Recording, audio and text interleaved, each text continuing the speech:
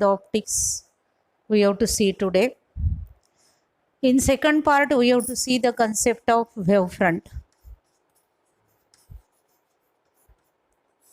and wave normal.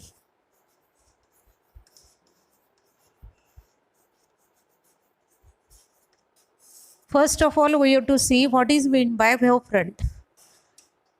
To explain the concept of wavefront, we have to consider the wave nature of the light. Suppose we have to consider a point source of light situated in air. After time t, it emits light waves in all possible directions. In a time t, all these waves covers a distance is equal to ct. Draw the sphere with the center as a source and radius is equal to ct. We get a wavefront.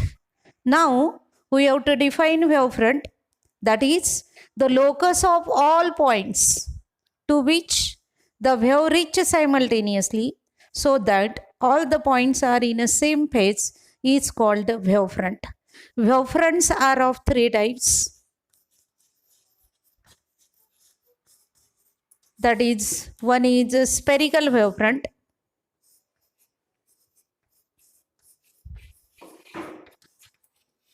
Second one is a plane wavefront. And third one is cylindrical wavefront.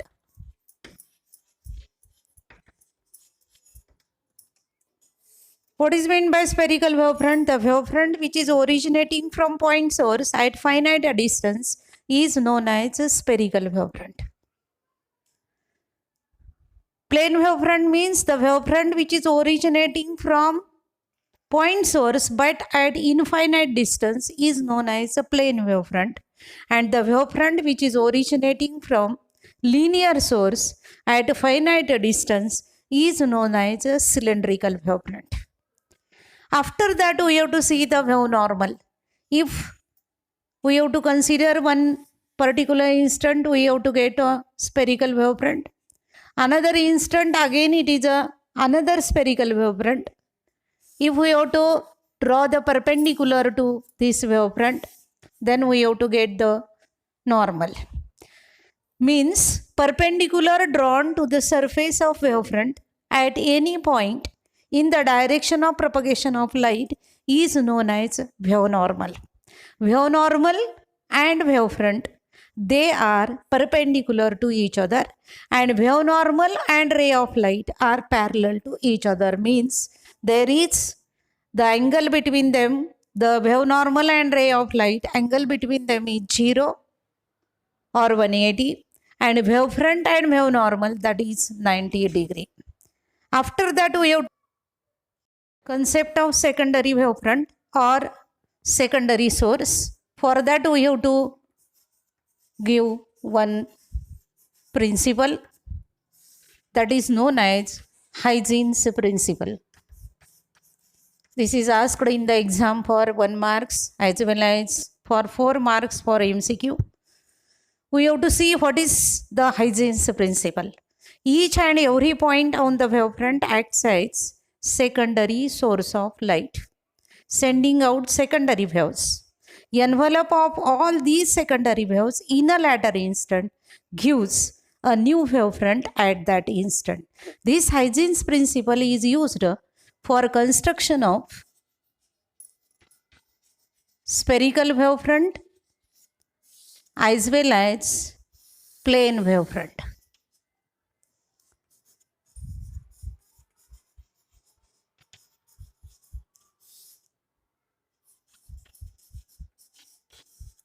To understand the concept of spherical wavefront, now consider a source of light is situated in air. After time t, we get a spherical wavefront. We have to name that as a PQR. Each and every point on PQR acts as secondary source of light, sending out secondary waves. In a time t, all these waves covers a distance is equal to ct. Draw spheres with center as every point on PQR and radius is equal to ct.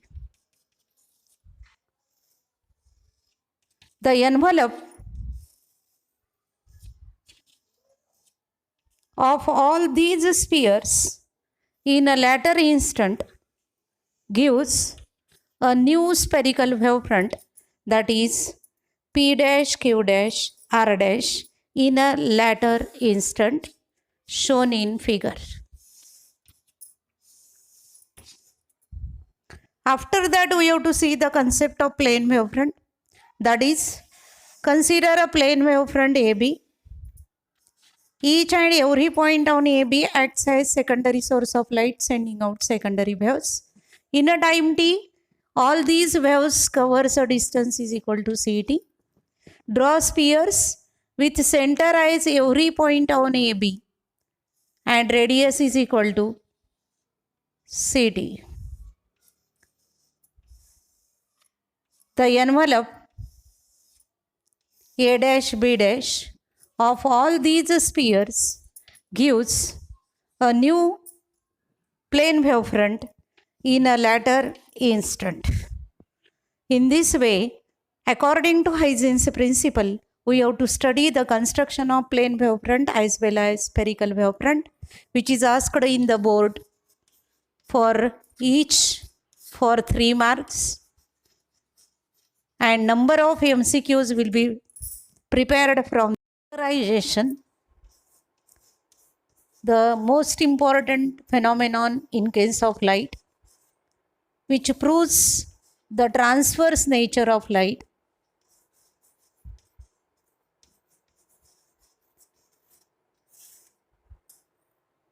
Polarization means the restriction to the vibrations of electric field vector in a one plane and removing all other vibrations in all possible planes is known as polarization. This polarization phenomenon can be obtained by using a calcite crystal or tourmaline crystal. When unpolarized light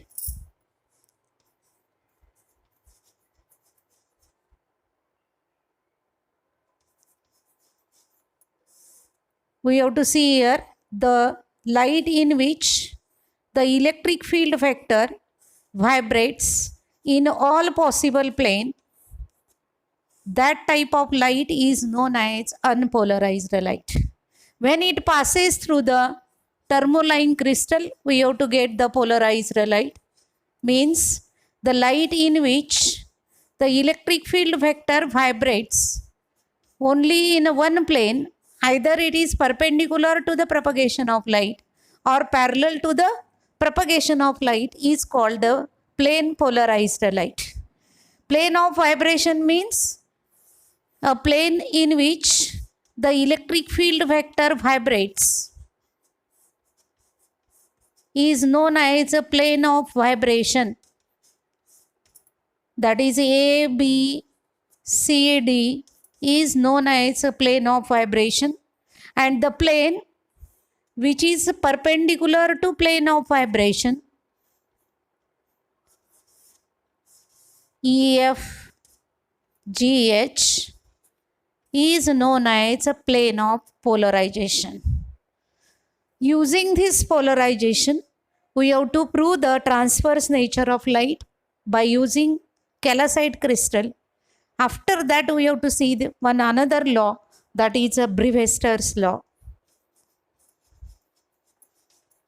Brevester's law proves that when unpolarized light is incident on a plane refracting surface, that is a glass, at an angle of incidence which is equal to angle of polarization, at that time the reflected light is completely polarized and refracted light is partially polarized, and they are mutually perpendicular to each other. At that time, the tangent of angle of polarization is equal to the refractive index of the transparent material medium. To prove this law, we have to consider a transparent material medium, that is a glass. A ray of light incident on the surface of glass at an angle which is equal to polarizing angle. At that time, the reflected light, this is unpolarized light,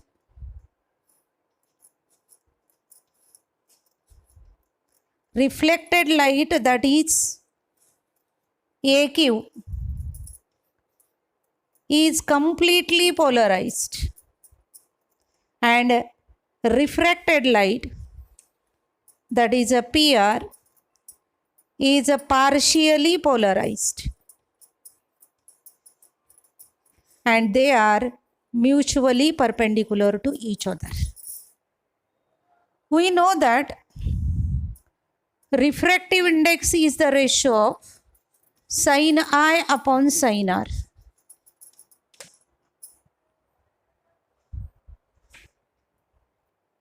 From figure, I is equal to IP and R is equal to 90 minus IP. Put this value in this equation, then refractive index mu is equal to sin IP divided by sin 90 minus IP. But we know that according to the trigonometry, sin 90 minus IP is equal to cos IP. Therefore, refractive index is equal to sin IP divided by cos IP. As we know that sin 90 minus IP is equal to cos IP. Therefore, mu is equal to tan IP. In this way, we have to prove the Brevester's law. After that, one interesting phenomenon can be studied.